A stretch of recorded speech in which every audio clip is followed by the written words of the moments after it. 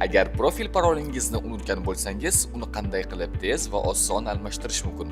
Bu videoda profil parolni qayta o'rnatishni ko'rsatib beramiz. Baraka ilovasiga kiring. Parolni unutdim tugmasini bosing. Parolni qayta tiklash uchun ma'lumotlaringizni kiriting. Birinchi o'rinda pasport seriyasi va raqami yoki jismoniy shaxsning shaxsiy identifikatsiya raqamini yozing. Tug'ilgan sanangizni taqvim orqali tanlang. Telefon raqamingizni kiriting. Ilovaga kamerangizdan foydalanishga ruxsat bering. Yuzingizni belgilangan maydon ichiga tushiring. Agar Face ID birinchi urinishda ochmasa, unda kamerangizni tozalab, yana bir marta urinib ko'ring. Face ID dan o'tganingizdan so'ng telefoningizga kelgan parolni kiriting. Endi profilingiz uchun yangi parolni kiriting. Yangi parolingiz 8 ta belgidan iborat bo'lishi kerak.